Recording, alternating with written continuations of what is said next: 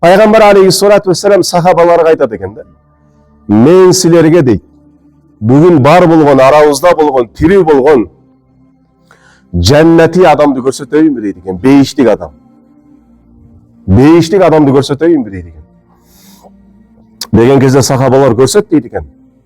Дегенде пайгамбар алейхиссалату вассалам азыр эшиктен кирип келет дейт экен. Деп турса эшиктен бир аксакал кирип келет. Жөнөкөй, жупуну, даарат алган акыбалда. Даараттын суулары колдорунан тамган, сакалынан тамган акыбалда, көлөшүн колуна кармаган акыбалда, мечиттин эшигин ачып, ассаламу алейкум деп кирип келет. Сахабалар бардыгы баягыны карап. Себеби эмнеге?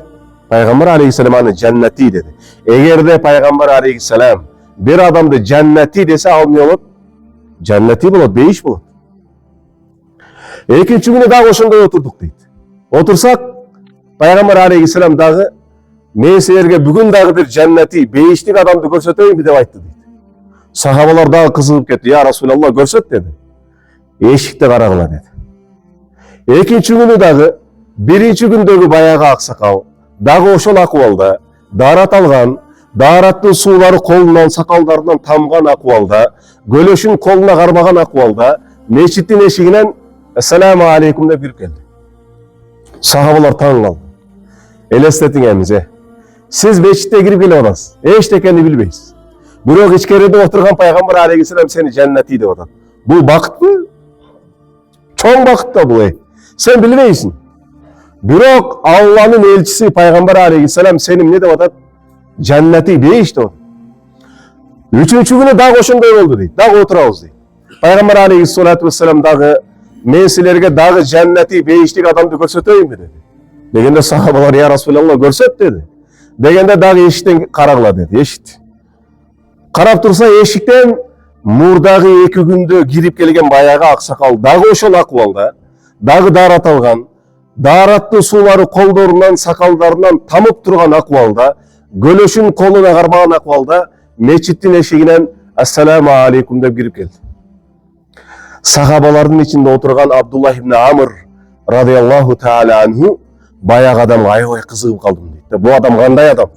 Бир жолу эмес, 2 жолу эмес, 3 жолу пайгамбар алейхиссалам муну жаннати деди. Бул адам кандай адам?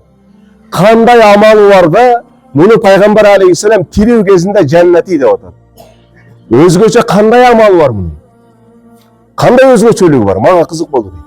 Намазды окуп бүтүп мечиттен чыкканда баягы адамдын аркасынан чуркап бардым дейт. Абдуллах ибн Амр. Чуркап бардым да токтоттум дейт. Я аксакал, мен бир кызык иш болду. Үйдөгүлөр менен урушуп калдым, атам менен урушуп калдым, апам менен урушуп калдым. Үйгө бара албай атам. 2-3 күн эми көчөдө жүрүш керек болуп атат, үйгө бара албай. Макул десеңиз, үйүңүздө жай болсо дейт, мен үйүңүзгө алып барсаңыз, үйүңүздө бир конок болсом, 3 күн түнөсөм дейт экен да. 3 күндүн ичинде атам кичине ачуусунан кайтат, анан үйгө барат элем десе, баягы адам макул дейт экен. Жүр үйгө дейт экен.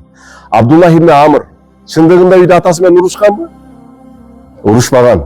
Эч ким менен урушпаган. Максаты эмне? Максаты баягы 3 күн жаннати болгон адамды эмне кылыш керек? Күзөтүш керек, караш керек, баамдаш керек. Кандай амал кылып атат да бул жаннати болот? Буну билиш керек болуп атат да. Үйүнө барыптыр.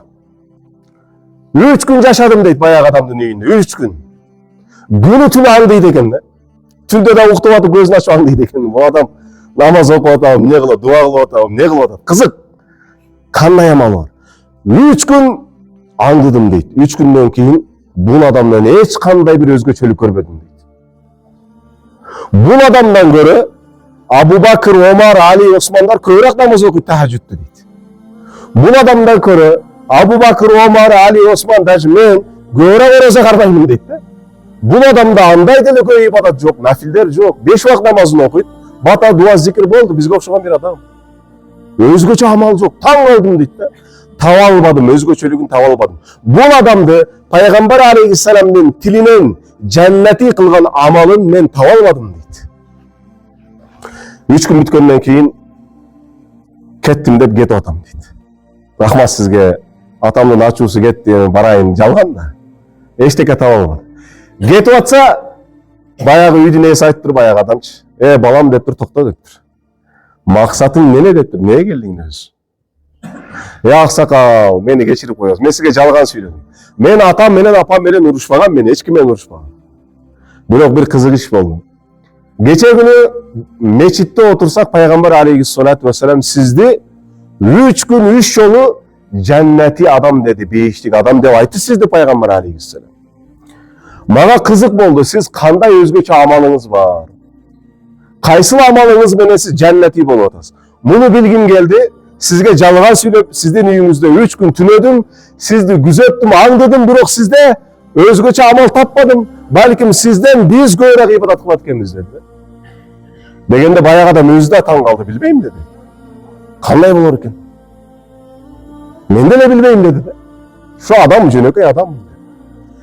Эки тең таң калды. Абдуллах ибн Амр эчтеке таппастан кетип аткан кезде баягы аксакал, балам токтогун деди, беркелди. Geldi.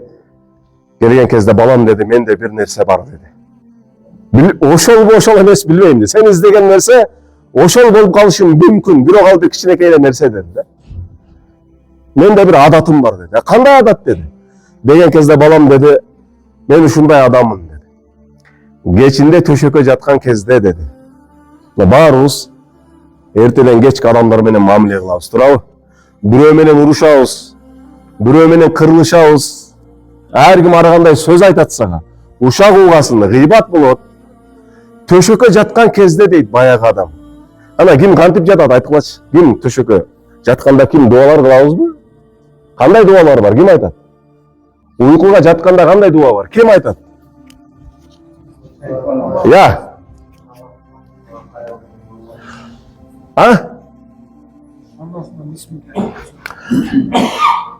Bismikallahumma amut ve ahya. Allah'ın atı menen amut degen ölümün, Allah'ın atı menen ne? Tirilemin degen söz. Ertemene turganda kanday dua? Uşul duanı almaştırıp koyuyorsun. Bismikallahumma ahya ve amut. Allah'ın atı menen tirilem, Allah'ın atı menen ölüm. Boldur. Бұл адамдын өзгөчөлүгү туугандар, төшөккө жаткан кездечи эмне деген да жатат экен да. Аллахым дейт экен. Бүгүн кечке көчөдө жүрдүм, иш кылдым, адамдар менен мамиле кылдым.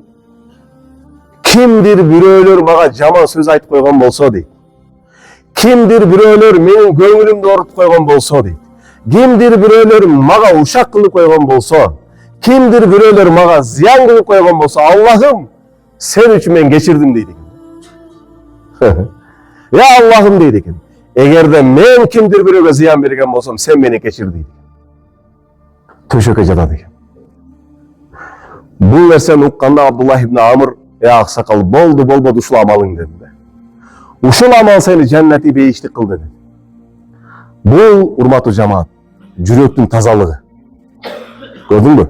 Кечиндечи, жаткан кездечи сага 20 жыл душман болгон адамды кечирип коюп жатышчы, бул өтө кыйын маселе.